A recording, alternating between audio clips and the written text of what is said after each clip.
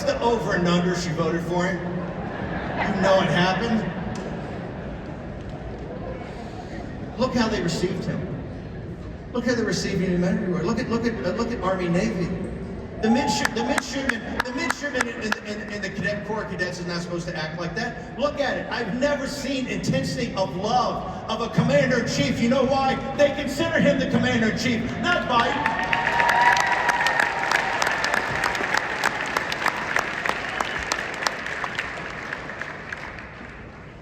And why is that?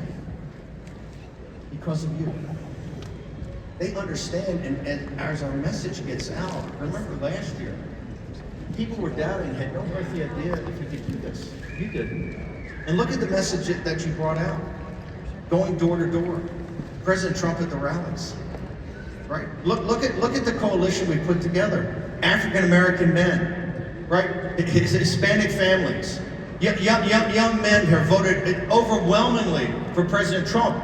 Part of that is the moral courage. But then at Butler, you merge moral courage with physical courage. You have a unique leader in this country's history you haven't had. President Trump, I just said, President Trump's not particularly churchy, right? But I was there in 16 when we were down by 12 points with 100 days.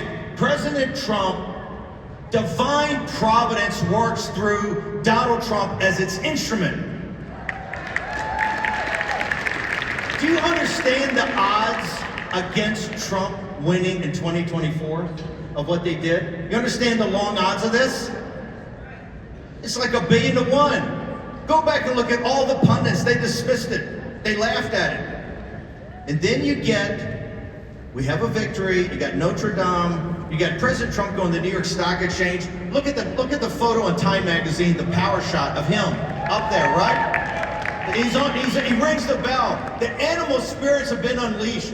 Corporate America and the entrepreneurs say, yes, we finally got a guy back here who they fought every step of the way. Now they're all down there like little supplicants. Here's my $1 million check, right?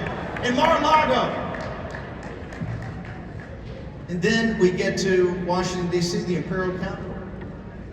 And here's the thing. It's not about any one person. Clearly, Johnson's not up to the task. He's got to go, right? He's got to go. So Johnson be Speaker of the House. President Trump, these are your people. It's not just Johnson. Clearly, he has to go. He doesn't have that. He doesn't have what we call the right stuff. Right? That combination of guts and moxie and savvy and toughness. What is the strength of our movement? It's resilience. What does Trump admire most? It's resilience. You can punch MAGA in the face and they're going to get up off the canvas and they're going to punch you back 3 times harder. This is what we've done.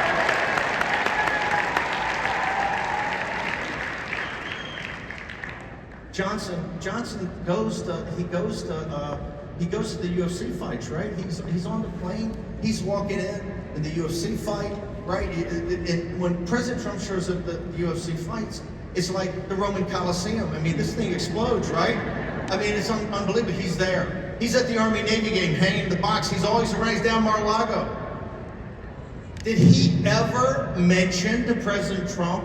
Did he ever mention to Vivek? Did he ever mention to Elon? It's 1,500 pages of sellout to Hakeem Jeffries.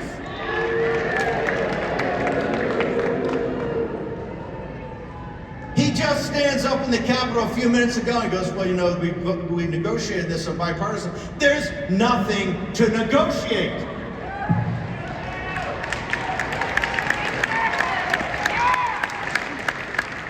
We don't need partisanship now.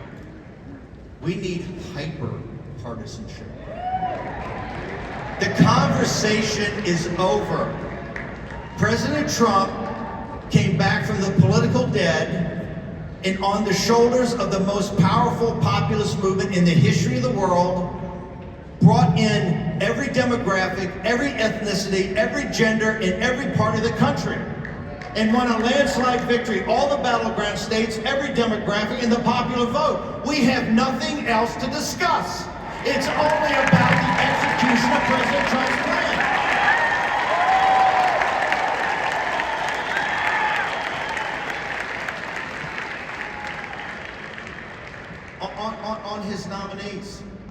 nominees, right?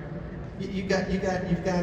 Well, first off, we should have never backed off of Matt Gaetz, right? Matt Gaetz is a hammer.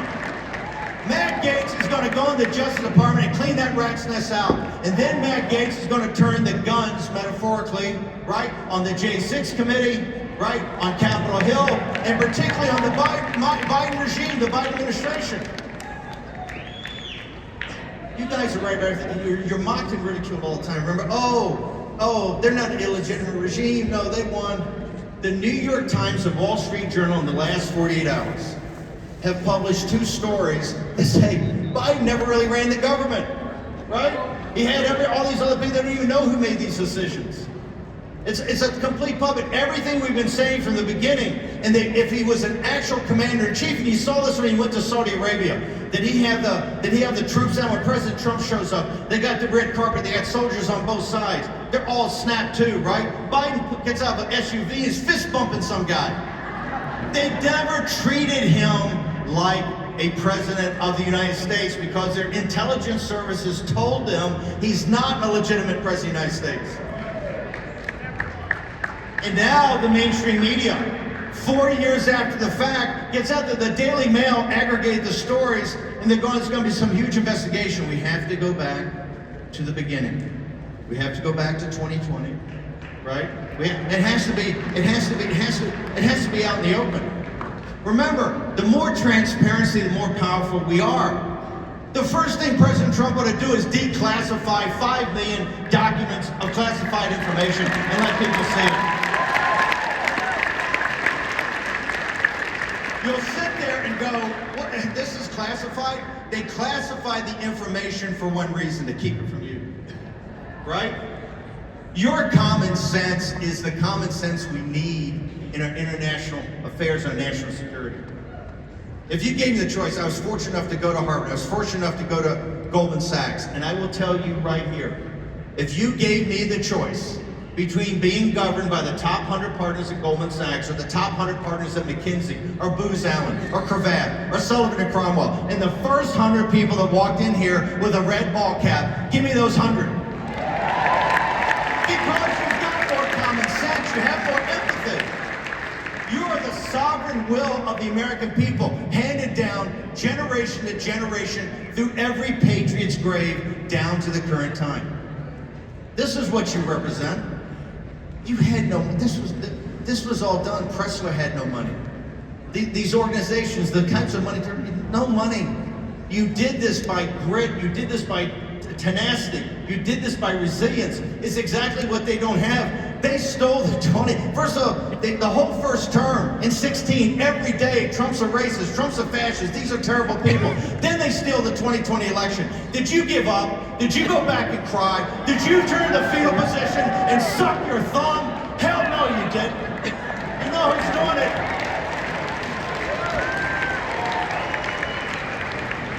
All we hear in the mainstream media is how they have to have quiet time. They got psychologists over at the State Department, patting them on the head. They're too tired. There's no resistance because they can't take it anymore. Fuck you. We're not going.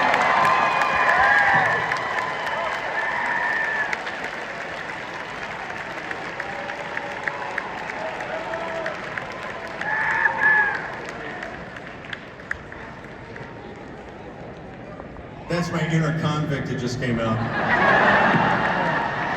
No, I'll be blunt. I find their weakness appalling, right?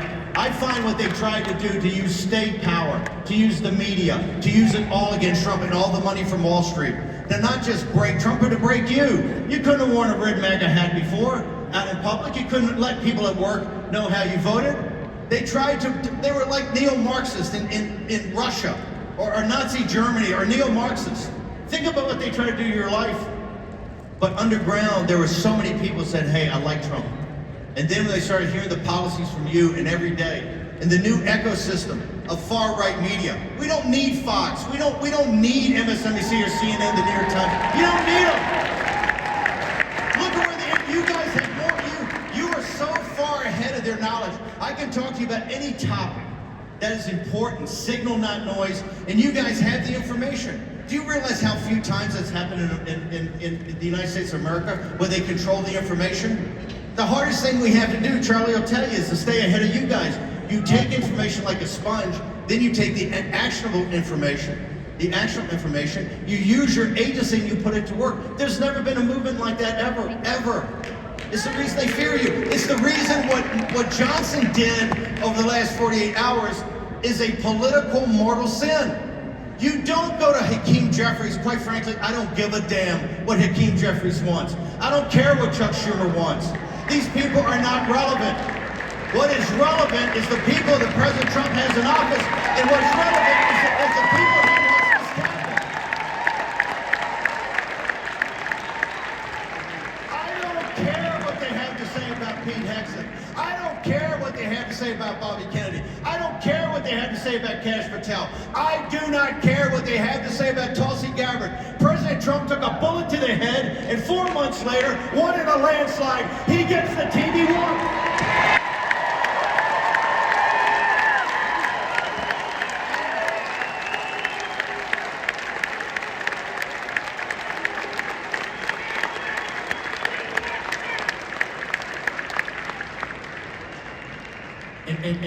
And what does the political class do? The political class gets 1,500 pages. And here's the thing that galls me the most. All the giveaways, biolabs in Ukraine, all this different crap, right? More stuff you can't investigate them.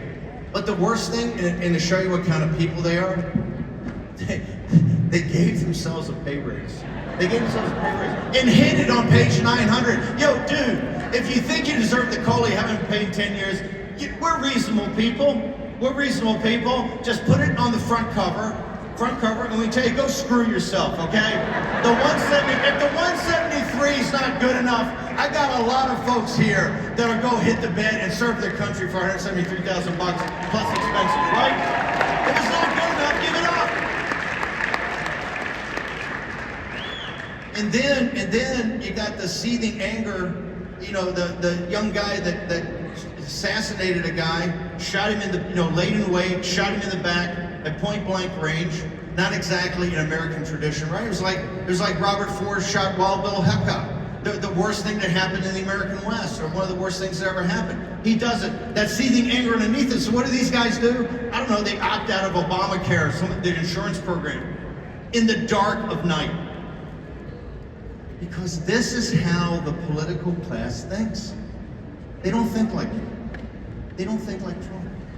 They think in a totally different, it's all politics. It's all this irrelevant nomenclature. They never get down to the thing itself. Think about it. President Trump, there's 3 big lines of work right now. One is to stop the forever wars, right? In Ukraine, go back to our show. I said on the evening of Ukraine, this thing's absurd, and they're never going to give up those Eastern-speaking territories of Crimea. We're 3 years later. Folks, there's 1 million dead and wounded Ukrainians. When I say wounded, I mean the no legs, no arms.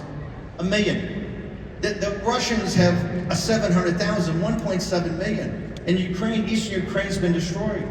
We've put $250 billion, $250 billion. And Biden every day is trying to send more arms, more weapons, strip our own military of everything to get it in there, right? And making it harder for President Trump to be able to negotiate. But I will tell you, when they gave Hunter Biden the pardon, and they went back to 1 January 2014, that's a signal, right? They know what they did in Ukraine. They know what they had to hide in Ukraine. When we get into Ukraine and investigate, and we rip the scab off Ukraine, there's going to be some pus come out of there that's going to revolt the American people.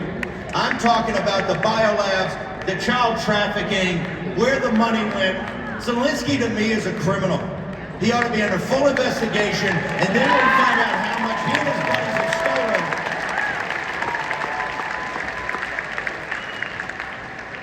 stolen. You know who agrees with us?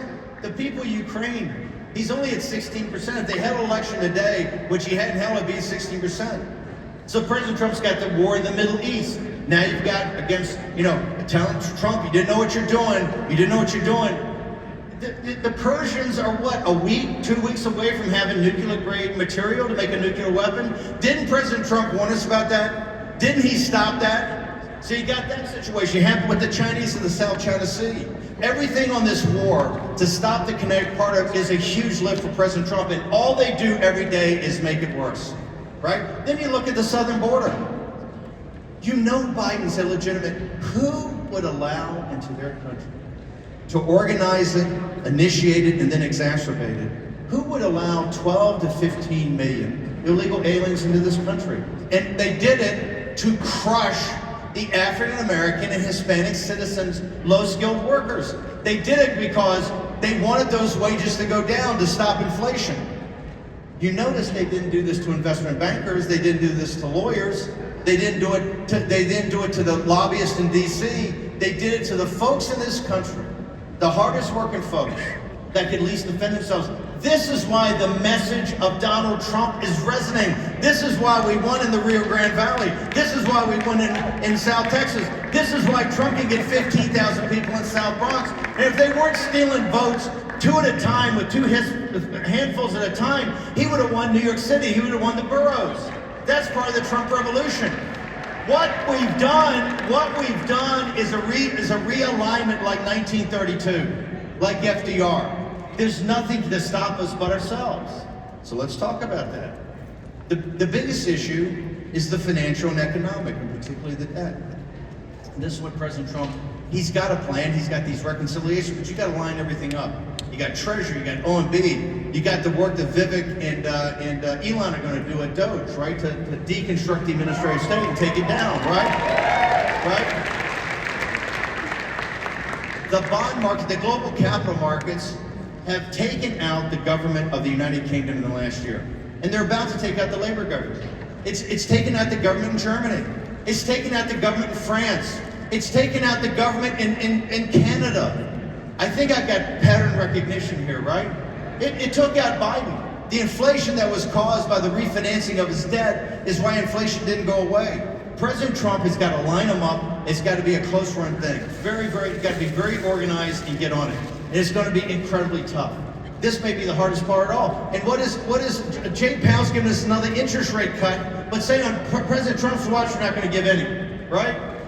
Janet Yellen is playing around with the balance sheet of the Treasury every day. They're playing games, whether it's the war, whether it's the debt, whether it's the border and illegal immigrants. They are playing games to make it harder for Trump. They just announced today they got 2,000 troops in Syria. How in the hell did that happen?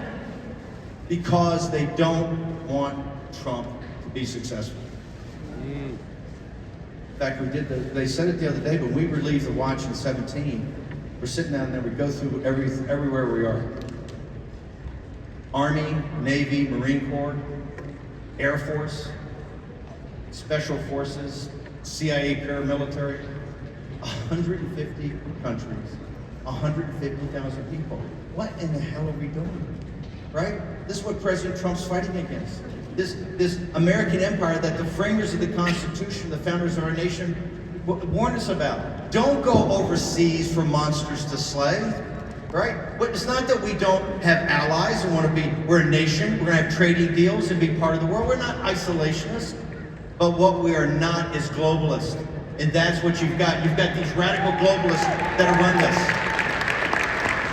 What?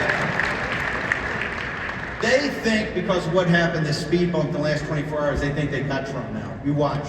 They think they got MAGA. It's far from it, okay? When they say, we don't back down, okay? We don't back down, we double down, right?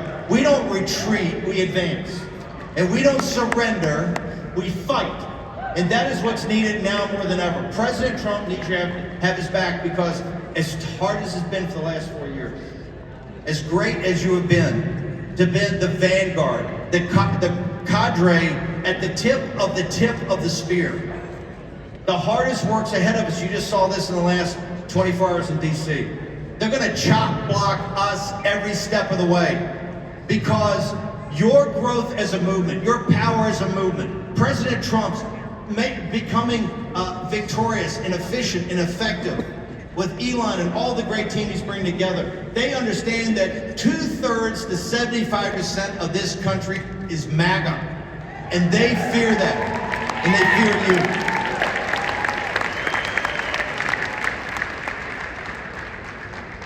So don't back down. Double down, right?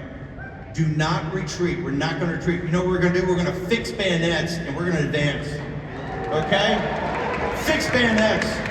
This is what saved Pete Hegseth. This is what saved Cash Patel. When they tell you a guy like Pete Hegseth is not qualified, say screw yourself. He was qualified enough to fight for this country overseas. He's qualified to be in DOD and run it. When they tell you Cash Patel is not qualified, he knows more counterterrorism, more counterintelligence than any guy they got over there, and he understands who needs to be investigated, right? The J6 committee and the Biden White House.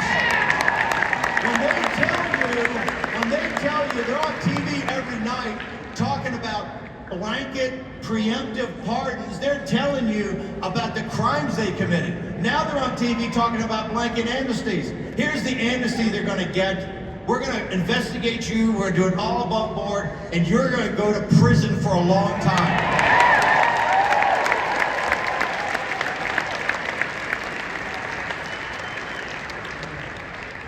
Somebody said President Trump's retribution and his success is going to be the golden age and coming back and great jobs and everything.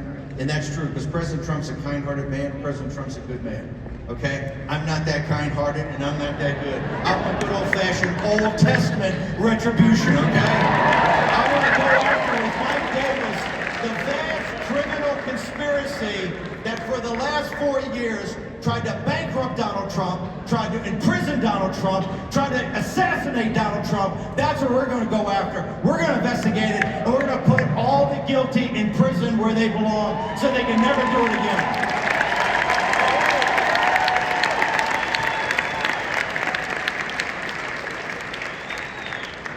We got a huge fight in front of us, but I'd like who's on my side of the football, right? We got to have Trump's back. We got to fight every day. When in the Napoleonic Wars, they had this thing, Napoleon, very focused. And he had these, his top guys were called the Marshals of France, and there were 12 of them. Okay, and he had them in there one time. It's all confusing. And he said, hey, shut up, focus. When you set out to take Vienna, take Vienna. That's what we're going to do. Take the imperial capital. You guys are going to be ascended. We're going to get President Trump's program through. And one last thing.